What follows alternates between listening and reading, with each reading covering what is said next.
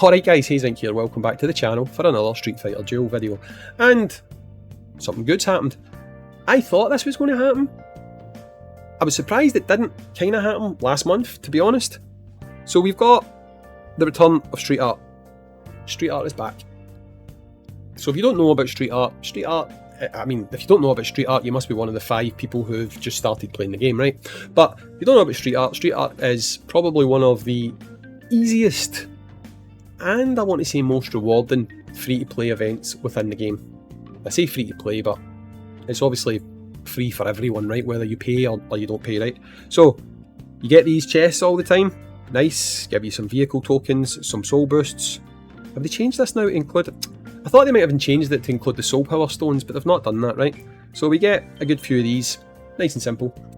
Hey guys, I'm just cutting in here to say that I have noticed lately looking at my analytics on YouTube that when it comes down to people who view my channel, particularly for Street Fighter content, you're not subscribed.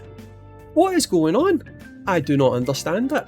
So what I'm saying guys is if you are new here, consider hitting that like button, consider hitting that subscribe button, support out the content that you watch, support the content that you watch even, and it will keep coming.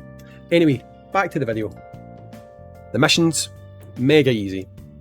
Give your friends hearts, simple. This one, deploy 2 attack fighters and win 20 times in challenge mode, Supreme Fist in the arena.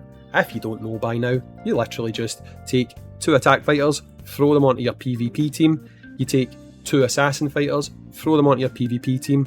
There's one other one, I think it's this one down here.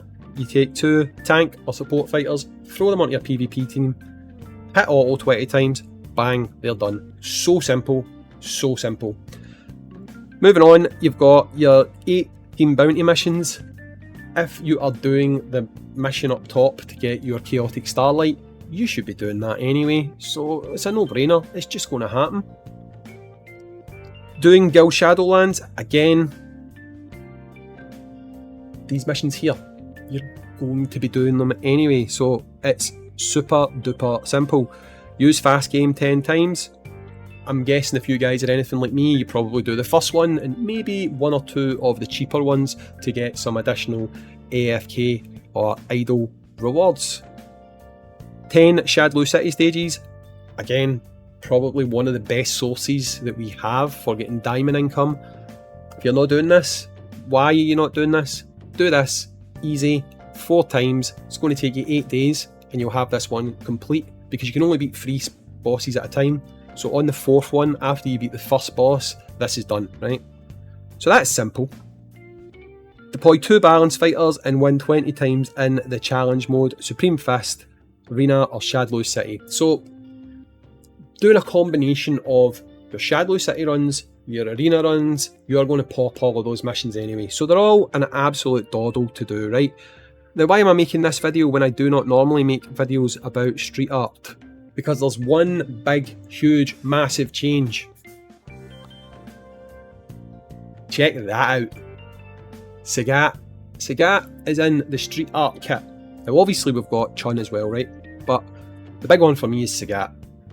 I was building up Sagat, then I got sidetracked, and I obviously went for Witch Jury, like most people probably did, but my Sagat still needs to have levels, so I am very pleased that Sagat is now going to be added to this box. But again, that's not the main reason why I'm making this video. The fact that Sagat is now in this box very likely means that Sagat is also going to be in the divination event when we get it back, okay? And there's something else which I can't remember exactly what it is right now. It might be that roulette thing. I think it might be that roulette thing that we've got at the moment, or it's just finished. When that comes back again, I think Sagat will probably be in that. So basically what I'm saying is Sagat is most likely going to take Vega's spot in a lot of the things that Vega is currently available in, right? So if you are someone who is short on copies of Sagat, I'm going with how long we had Vega for.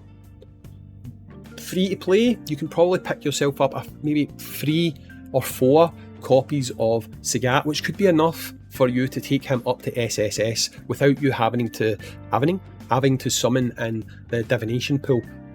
Obviously, if you're going for Chun, keep going for Chun, right? But I am going to be doing Sagat. This is good. Okay, this is good. Unless you were trying to build up Vega. Right? Unless you were trying to build up Vega. If you were trying to build up Vega, then you probably think this sucks, right? Because, oh yeah, the hammer thing. If we get the hammer thing back, right?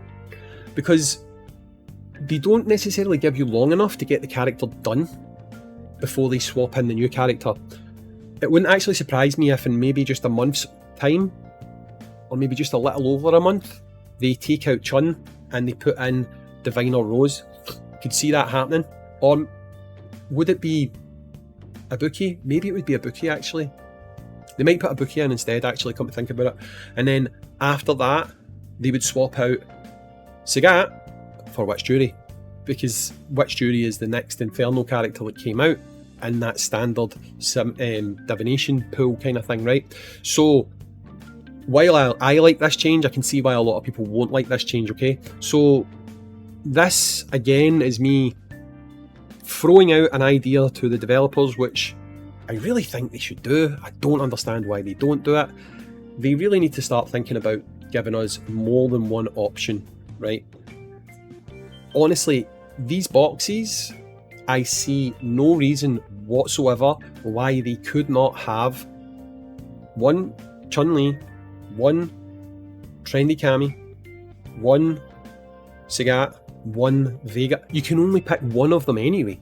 It's not as if you can use this box to pick multiple copies. So it literally has zero impact on them to put two choices for each. You could put 2 Master, 2 Inferno, 2 Wind, 2 Thunder and 2 Fire. There's absolutely no reason to not do that, because again, all it's going to do is give players the choice, not be able to get multiple, just the choice, because as soon as you've picked one, you can't get the other ones anyway. So it literally does not harm whatever their grand plan is for the game. Same thing goes for exchanges. When it comes to your exchanges, I mean, I keep saying that I really think they need to refresh these, okay? But if we look at the more limited exchanges, like your divination shop and stuff like that, if the 2 units are now going to be Athlete Chun-Li and Sagat, people don't have the facility to get too many copies. So if you put in a choice of Trendy Kami, Athlete Chun-Li, Vega and Sagat, your free-to-play players are only going to be able to get one of them anyway. And worst case scenario, your paying players, they're just going to spend more money to get 4 copies of, say, Sagat and 4 copies of Vega.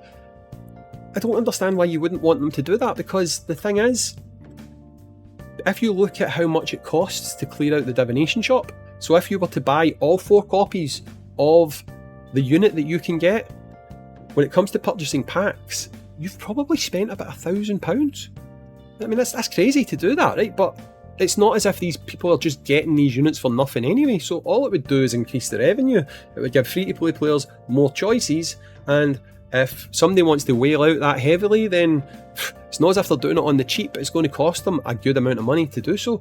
So I really don't understand why they don't just add 2 options for each typing. The same goes for here. It's, we're just over 6 months. Refresh the shops. I mean, either take Jury out of there, or add an additional character alongside Jury. Do the same thing for Rose, add an additional character alongside Rose. These standard characters, freshen them up, add some new characters. It's long overdue, but focusing back on the positives, at least for me, Sagat is added to the box. I'm happy about it. I will, just with this box, I believe, be able to take him to SS, because yes, I stopped at S+. And with a couple of events, if we can have him for 6, hopefully, I would be able to get him to SSS without having to summon again in Divination, which is obviously fantastic.